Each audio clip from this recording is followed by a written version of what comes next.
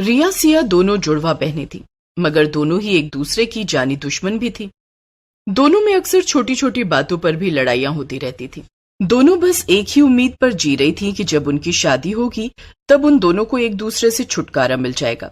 लेकिन जब उनकी एक ही घर के दो भाइयों से शादी हो जाती है तब उनकी असली परेशानी शुरू होती है। आइए आगे देखते हैं कि आखिर दोनों बहनें अपनी अपनी नफरत के साथ एक ही घर और एक ही रसोई में कैसे गुजारा करेंगी। घनश्याम और अनुराग दोनों भाई थे और बचपन से ही दोनों बड़े प्यार से रहते थे। वो इस बात से अनजान थे कि रिया सिया एक दूसरे की दुश्मन है।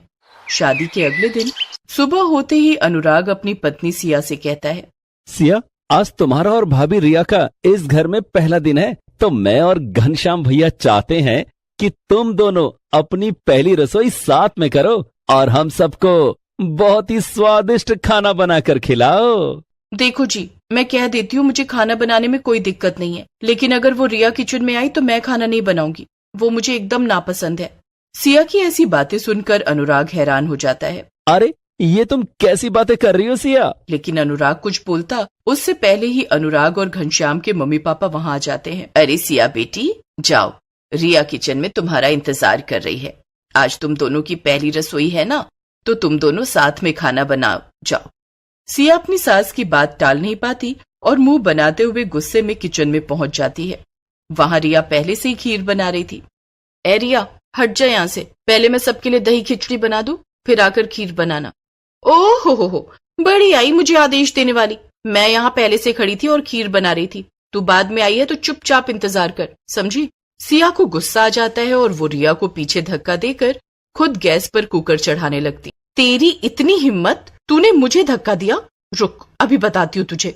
रिया सिया के बाल नोचकर उसे पीछे कर देती है और इसी बात पर दोनों की लड़ाई हो जाती है। तभी वहाँ पर घनश्याम और अनुराग आ जाते हैं। अरे रिया सिया, ये तुम दोनों क्या कर रही हो? ये तुम दोनों कैसे लड़ रही हो? अरे अगर मम्मी पापा यहाँ आ गए तो हंगामा हो जाएगा। मैंने कुछ नहीं किया जी, ये सिया को देखो, यही आकर मुझसे लड़ रही थी। मैं इसके साथ खाना नहीं बनाऊंगी, पहले इसे यहाँ से जाने को कहो। अरे भाभी, ये मुमकिन नहीं, आप दोनों को साथ में खाना बनाना ही पड़ेगा, वरना मम्मी पापा नाराज हो जाएंगे। रिया सिया गुस्से में घनश्याम और अनुराग की बात मान तो लेती हैं, लेकिन वो एक दूसरे से बदला लेने की ठान लेती हैं। खिचड़ी बनाते वक्त सिया सोचती है, इस रिया को तो मैं अभी बताती हूँ, इसकी खीर में मैं नमक मिला दूंगी, फिर तो किसी को भी इसकी खीर पसंद नहीं आएगी, सबको सिर्फ मेरी मसाला खिचड़ी पसंद आएगी। वहीं दूसरी तरफ रिया सोचती है, जैसे ही ये सिया 2 मिनट के लिए बाहर जाएगी ना, मैं इसकी खिचड़ी में शक्कर मिला दूंगी, फिर आएगा मजा, जब सब इसकी खिचड़ी को नापसंद करेंगे और मेरी खीर की वाह वाह करेंगे। ये सोचकर दोनों बहनें मौका देखकर चुपके से एक दूसरे के खाने को खराब कर देती हैं। रिया सिया खाना ले जाकर डाइनिंग टेबल पर रख देती है और सबसे पहले सिया कहती है, आप सब पहले मेरी मसाला खिचड़ी खाकर देखिए ना, कैसी बनी है। हाँ हाँ बहू, अभी खाकर देखते हैं। जैसे ही सब लोग सिया की खिचड़ी खाकर देखते हैं, सब एक साथ उसे उगल देते हैं। अरे बहू, ये क्या बना दिया? ये मसाला खिचड़ी है या शक्कर वाली खिचड़ी? सिया कुछ समझ पाती उससे पहले ही रिया बोल पड़ती है। क्या सिया तू भी? अरे माँ जी, वो ये सिया तो अक्सर ऐसी गलतियां करती रहती है। आप इसकी खिचड़ी छोड़िए और मेरी खीर चख कर देखिए, आपके मुंह का स्वाद अच्छा कर लीजिए। लेकिन जैसे ही सब रिया की खीर खाकर देखते हैं, उन सबका मुंह फिर से बन जाता है। रिया सिया, ये तुम दोनों ने क्या किया है? आखिर खीर में नमक और खिचड़ी में चीनी, आखिर ये सब है क्या?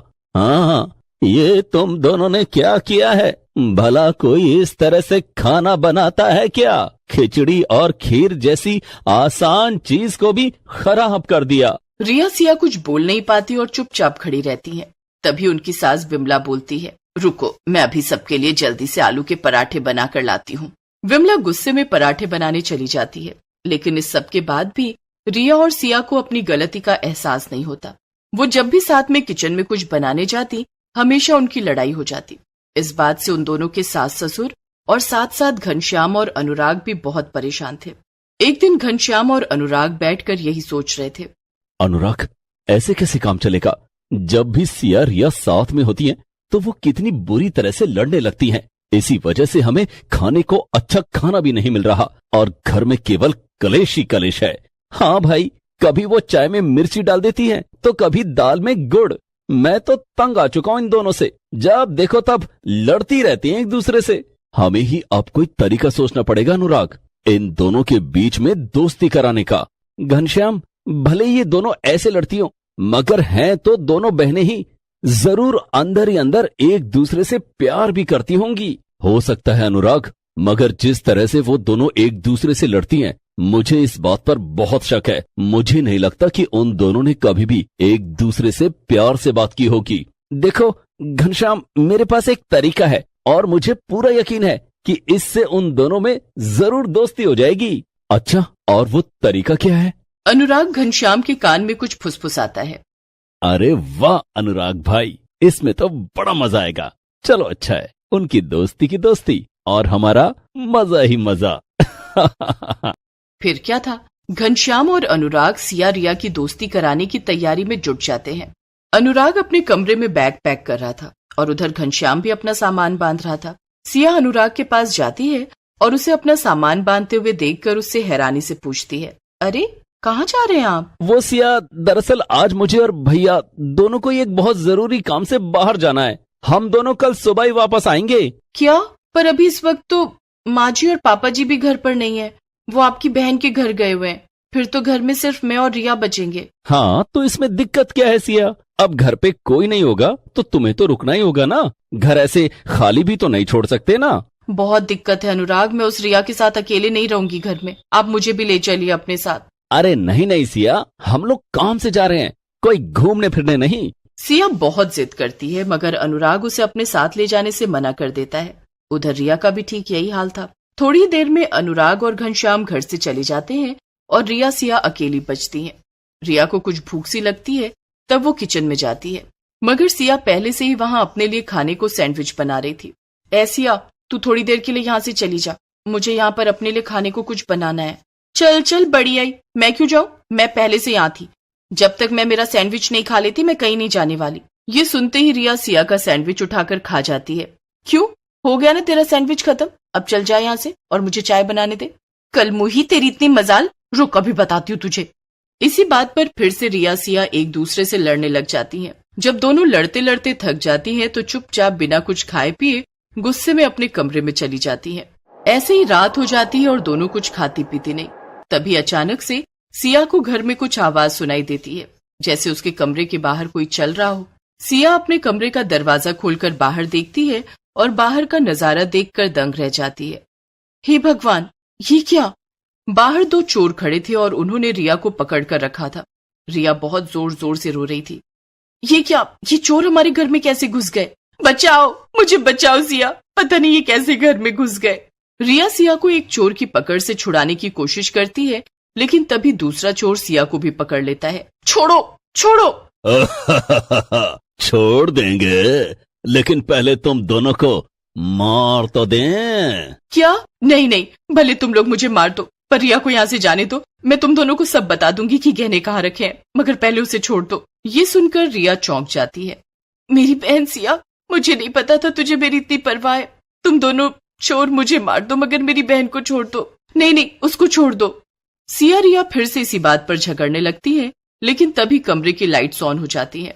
सिया रिया ये देखकर हैरान रह जाती है कि वहां पर उनके सास ससुर खड़े थे और हंस रहे थे। क्या? मम्मी पापा, आप यहाँ क्या कर रहे हैं? यहाँ चोर है, आप यहाँ से चले जाइए। हाँ, वरना ये आपको भी मार देंगे। वो दोनों चोर नहीं हैं, बल्कि तुम्हारे पति घनश्याम और अनुराग हैं। जरा इनका मास्क हटाकर देखो। रिया सिया ये सुनकर चौंक जाती है और तभी दोनों चोर उन्हें छोड़ देते हैं और अपना मास्क भी हटा देते हैं। हाँ, ये दोनों हम ही हैं। रिया सिया, ये तो बस तुम दोनों बहनों को मिलवाने का एक छोटा सा मजाक था। घनश्याम जी, भला ये कैसा मजाक था? ये कोई मजाक करने का तरीका हुआ भला? हाँ, आप दोनों को पता भी है कि हम कितना डर गए थे।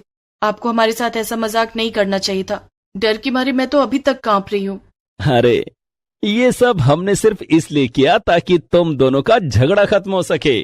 अब तो तुम्हारे साथ साथ हम सब भी जान गए हैं कि तुम दोनों को एक दूसरे की कितनी परवाह है। तो फिर आज से तुम दोनों कभी भी झगड़ना मत और इस घर की शांति को बरकरार रखना। हाँ बहुओं, तुम दोनों लड़ती हो तो पूरे घर का माहौल खराब हो जाता है। हम सबको ही अच्छा महसूस नहीं होता। रिया सिया को अपनी गलती का एहसास हो जाता है और वो अपने पति और सास ससुर से माफी मांग लेती हैं और आइंदा कभी न लड़ने की कसम भी खाती हैं।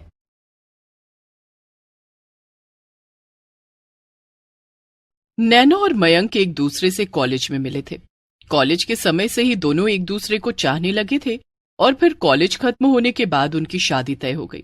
लेकिन उनकी जिंदगी में सब कुछ बदल गया जब शादी से ठीक पहले नैना का एक भयंकर एक्सीडेंट हुआ और वो अपाहिज हो गई। आइए देखते हैं कैसे शुरू हुई थी नैना और मयंक की प्रेम कहानी और नैना के अपाहिज होने से उनकी कहानी में क्या मोड़ आने वाला था। बात तब की थी जब नैना और मयंक के कॉलेज का आखिरी दिन था और मयंक नैना के पास आता है और उससे कहता है, नैना, आज कॉलेज का आखिरी दिन है और शायद इसके बाद हम दोबारा ना मिल पाए, इसलिए मैं तुमसे कुछ पूछना चाहता हूँ। हाँ हाँ बोलो मयंक, क्या कहना चाहते हो तुम? दरअसल नैना, मैं तुम्हें बहुत ज्यादा चाहता हूँ और मैं तुमसे शादी करना चाहता हूँ। क्या तुम मुझसे शादी करोगी? ये सुनकर नैना हंसने लगती है और मयंक से कहती है, हाँ मयंक, बिल्कुल, मैं तो कब से इंतजार कर रही थी कि तुम मुझसे ये सवाल पूछो। क्या क्या सच में नैना? हाँ और क्या मयंक, लेकिन तुमने ये कहने में कितना ज्यादा वक्त लगा दिया। खैर, देर से ही सही, अब तुमने अच्छा काम तो किया। तो फिर ठीक है ना, मैं जल्दी अपने घर वालों से भी बात कर लूंगा और फिर मेरी जॉब लगते ही हम दोनों शादी कर लेंगे। हाँ मयंक, क्यों नहीं। ऐसे ही कुछ समय बीत जाता है और मयंक की एक अच्छी जगह जॉब लग जाती है। नैना भी एक अच्छी जगह पर जॉब कर रही थी, इसीलिए दोनों के घर वाले भी शादी के लिए राजी हो जाते हैं। एक दिन मयंक अपने घर वालों को लेकर नैना के घर उसे देखने आ जाता है। बहन जी, हमें तो नैना बहुत पसंद है। दोनों बच्चे अपने काम में भी सफल हो गए हैं और नौकरियां कर रहे हैं। मेरे हिसाब से तो हमें जल्दी ही इनकी शादी कर देनी चाहिए। हाँ हाँ, क्यों नहीं, मैं तो कहती हूँ कि अगले महीने ही इनकी शादी करवा देते हैं। हमारे पंडित जी ने भी कहा है कि अगले महीने एक शुभ मुहूर्त भी है। तो फिर तय रहा, हम अगले महीने ही इन दोनों की शादी कर देंगे। शुभ काम में देरी कैसी भाई? ये सुनकर सभी लोग एक दूसरे को मीठा खिलाते हैं और नैना और मयंक भी बहुत खुश होते हैं और इसी के साथ दोनों घरों में जोरों शोरों से शादी की तैयारियां शुरू हो जाती हैं। ऐसे ही एक दिन नैना अपनी बहन मीरा के साथ साड़ियों की शॉपिंग करने जाने वाली थी। तभी उसे मयंक का फोन आता है। हाँ नैना, क्या हुआ? तुमने मुझे पहले फोन किया था। वो दरअसल मयंक, आज मैं अपनी बहन मीरा के साथ शॉपिंग करने जा रही हूँ, तो क्यों ना तुम भी मुझे बाजार में मिल जाओ, फिर तुम भी मेरी साड़ियां खरीदने में मदद कर सकोगे। क्या तुम भी नैना? साड़ी खरीदने में मैं कैसे तुम्हारी मदद कर पाऊंगा, लेकिन मैं आने की पूरी कोशिश करूंगा और फिर हम साथ में तुम्हारे मनपसंद दही के बताशे भी खाएंगे। हाँ ठीक है मयंक, तो फिर हम बाजार में मिलते हैं। मैं और दही के बताशे तुम्हारा इंतजार करेंगे। नैना खुशी खुशी तैयार होकर मीरा के साथ बाजार के लिए निकल जाती है। नैना और मीरा साड़ी की दुकान के बाहर खड़े होकर मयंक का इंतजार कर ही रहे थे कि तभी उन्हें सड़क की दूसरी तरफ मयंक दिखता है। नैना उसे देखकर बहुत खुश हो जाती है और मीरा से कहती है, मीरा तुम यहीं रुको, मैं अभी रोड के उस साइड से मयंक को लेकर आती हूँ। अरे नैना, पर तुम क्यों जा रही हो? मयंक खुद ही आ जाएगा ना इधर। अरे नैना रुको तो। लेकिन नैना मीरा की बात नहीं सुनती और रोड क्रॉस करने लगती है, पर तभी एक ट्रक आता है और वो नैना को टक्कर मार देता है। ये देखकर मयंक और मीरा दोनों के ही होश उड़ जाते हैं। मयंक जल्दी से नैना के पास जाता है, लेकिन नैना को बहुत जोर से टक्कर लगी थी और उसके हाथ पैरों से बहुत खून आ रहा था। ये क्या हो गया नैना? अब मैं क्या करूं? क्या करूं? मैं हॉस्पिटल फोन करती हूँ जीजू। मयंक और मीरा वहाँ मौजूद कुछ लोगों की मदद से नैना को हॉस्पिटल ले जाते हैं और डॉक्टर्स नैना को एडमिट कर लेते हैं। इतनी देर में नैना और मयंक दोनों के घर वाले भी वहां आ जाते हैं। बेटा, ये सब कैसे हो गया? नैना ठीक तो हो जाएगी ना? पता नहीं आंटी जी, कब से वो अंदर है, डॉक्टर बाहर ही नहीं आ रहे। कोई बाहर आए तो पता चले कि आखिर वो कैसी है। मयंक की माँ नैना की माँ से कहती है, आप चिंता मत करिए बहन जी, सब ठीक हो जाएगा। हमारी नैना इतनी अच्छी लड़की है, उसके साथ कुछ गलत नहीं होगा, आप परेशान मत होइए। काफी देर तक सभी लोग डॉक्टर के बाहर आने का इंतजार करते हैं, मगर डॉक्टर बाहर नहीं आते। कुछ घंटे ऐसे ही बीत जाते हैं और तभी अचानक से डॉक्टर बाहर आते हैं। क्या हुआ डॉक्टर साहब? नैना ठीक तो है ना?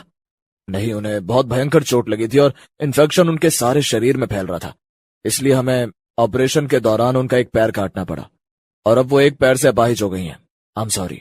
इतना कहकर डॉक्टर वहां से चले जाते हैं, मगर नैना मयंक के परिवार वालों की जैसे जिंदगी ही उजड़ जाती है। हे भगवान, ये क्या हो गया? कुछ ही दिनों में मेरी बेटी की शादी थी, कितना खुश थी वो, मगर अब ये सब क्या हो गया? हे भगवान, क्यों किया आपने उसके साथ ऐसा? नहीं नहीं आंटी जी, आप चिंता मत करिए, सब ठीक हो जाएगा। नैना ठीक हो जाएगी, मैं हूं ना आपके साथ। मयंक किसी तरह से नैना के घर वालों को घर जाने और आराम करने के लिए बोलता है और मयंक खुद नैना के साथ हॉस्पिटल में रुक जाता है। उधर नैना के घर वाले इस बात से बहुत परेशान थे। ये तो बहुत ही बुरा हुआ हमारे साथ। अब मयंक नैना से शादी नहीं करेगा। हाँ, और अब हम कुछ भी नहीं कर सकते। अभी तो नैना को होश भी नहीं आया है। हमें नैना के जागने का इंतजार करना चाहिए, तभी आगे का कुछ समझ आएगा। सही कह रही हो तुम। हम सुबह फिर से चलेंगे हॉस्पिटल। अभी तुम थोड़ा आराम कर लो। अगले दिन नैना के मम्मी पापा और मयंक के मम्मी पापा सब फिर से हॉस्पिटल पहुंचते हैं। अब तक नैना को भी होश आ चुका था। मयंक बेटा, नैना कैसी है? उसे होश आया? हाँ माँ, उसे होश आ गया है और डॉक्टर्स ने कहा है हम उससे मिल सकते हैं। ठीक है, फिर चलो हम सब उससे मिलने जाते हैं। सभी लोग नैना के कमरे में जाते हैं। नैना, तुम ठीक तो हो ना? मयंक, मुझे माफ करना, मगर अब मैं तुमसे शादी नहीं करूंगी। तुम यहाँ से चले जाओ। मैं सिर्फ अपने मम्मी पापा के साथ रहना चाहती हूँ। ये सुनकर मयंक बहुत ज्यादा दुखी हो जाता है। अरे नैना, तुम मुझसे ऐसे क्यों कह रही हो? तुम चिंता मत करो, मैं हमेशा तुम्हारे साथ ही रहूंगा, चाहे कितनी भी बड़ी मुश्किल क्यों ना आ जाए। मैंने तुमसे कहा ना मयंक, यहाँ से चले जाओ बस, और मुझे दोबारा अपनी शक्ल मत दिखाना। मयंक ये सब सुनकर बहुत दुखी हो जाता है। तभी उसके मम्मी पापा उससे कहते हैं, मयंक बेटा, अभी यहाँ से चलो। अभी नैना की तबीयत सही नहीं है, हम बाद में फिर से आएंगे। हाँ बेटा, अभी नैना को थोड़ा वक्त दो। ठीक है मम्मी पापा, चलिए। लेकिन वो तीनों जाते इससे पहले ही नैना मयंक के मम्मी पापा से कहती है, आंटी अंकल मुझे माफ कर दीजिए, लेकिन मैं ये शादी सच में तोड़ रही हूँ। उम्मीद करती हूँ कि मयंक को मुझसे अच्छी लड़की मिलेगी जो कम से कम अपाहिज नहीं होगी। बेटा, तुम अभी ये सब मत सोचो, तुम जल्दी से ठीक होकर घर आ जाओ, फिर हम बात करेंगे। इतना कहकर मयंक के घर वाले मयंक को लेकर घर चले जाते हैं। ऐसे ही कुछ दिन बीत जाते हैं और नैना डिस्चार्ज होकर घर आ जाती है। लेकिन अब वो सिर्फ एक व्हीलचेयर के सहारे से ही इधर उधर जा सकती थी, और ऐसा करने में भी उसे बहुत तकलीफ होती थी। एक दिन मयंक अपने मम्मी पापा के साथ दोबारा नैना के घर आता है। मयंक, अब तुम यहाँ क्या करने आए हो? मैंने तुमसे कहा था ना कि मैं अब तुमसे शादी नहीं करूंगी। तुम बार बार मेरे सामने आकर मुझे मेरे अपाहिज होने का ज्यादा एहसास दिलाते हो। चले जाओ यहाँ से, मैंने कहा चले जाओ। नैना इतना कहकर जोर जोर से रोने लगती है, और ये देखकर मयंक नैना के पैरों के पास बैठ जाता है और उसका हाथ पकड़कर उससे कहता है, बस नैना, बहुत हो गया। अब तुम्हें ऐसी बात करने की जरूरत नहीं है। मैं कॉलेज के समय से तुम्हें जानता हूँ, और मेरी जिंदगी में तुम्हारे सिवा कभी कोई और लड़की ही नहीं आ सकती। अगर मैं शादी करूंगा तो सिर्फ तुमसे। हाँ बेटा नैना, तुम्हें किसी भी चीज की चिंता करने की जरूरत नहीं है। तुम जैसी भी हो हमें मंजूर हो। अगर मयंक ही खुश नहीं रहेगा तो हम भी कभी खुश नहीं रह पाएंगे। हाँ नैना बेटा, अब खुद को और मयंक को और सजा मत दो। मगर माँ, मेरा तो एक पैर ही नहीं है, और मैं ये जानते हुए भी मयंक से शादी नहीं कर सकती। मैं उसकी जिंदगी बर्बाद नहीं कर सकती। मयंक, तुम मुझसे शादी करके बहुत पछताओगे। नहीं नैना, ऐसा कभी नहीं होगा, मेरा यकीन मानो। और तुमसे शादी नहीं करूंगा तो मैं जिंदगी भर दुखी रहूंगा। नैना कुछ सोच में पड़ जाती है, लेकिन मयंक उससे कहता है, बस नैना, अब तुम ज्यादा मत सोचो, सिर्फ वो कहो जिससे तुम्हें खुशी मिलेगी। ठीक है मयंक, मैं तुमसे शादी करूंगी। ये सुनकर वहां मौजूद सभी लोग बहुत खुश हो जाते हैं, और एक बार फिर जोर शोर से नैना की शादी की तैयारियां शुरू हो जाती हैं। शादी के दिन नैना तैयार होकर अपनी व्हीलचेयर पर मंडप तक आती है। नैना, आज तुम बहुत खूबसूरत लग रही हो। मगर मयंक, मैं फेरे कैसे ले सकूंगी? मैं तो अपाहिज हूँ, और यहाँ मौजूद सभी लोग मेरा मजाक उड़ाएंगे। तुम चिंता मत करो नैना, मैं हूं ना। जब तक मैं हूं तब तक कोई भी तुम्हारा मजाक नहीं उड़ा सकता है। इतना कहकर मयंक नैना को अपनी गोद में उठा लेता है, और ऐसे ही उसके साथ 7 फेरे ले लेता है। अब नैना, जब तक मैं तुम्हारे साथ हूँ तुम्हें किसी और चीज की चिंता करने की जरूरत नहीं है। कोई भी तुम्हारा मजाक नहीं उड़ाएगा। मैंने तुमसे प्यार करके अपनी जिंदगी का सबसे अच्छा काम किया है मयंक। नैना की आंखों में आंसू थे, मगर वो मुस्कुरा रही थी। वहां खड़े सभी लोग ये देखकर भावुक हो जाते हैं। इसी तरह नैना की शादी मयंक से हो जाती है, और मयंक के माता पिता के घर अपाहिज बहू आ जाती है। लेकिन फिर भी उसके घर वाले कभी उसे ऐसा महसूस नहीं होने देते कि वो अपाहिज है। Please subscribe this channel.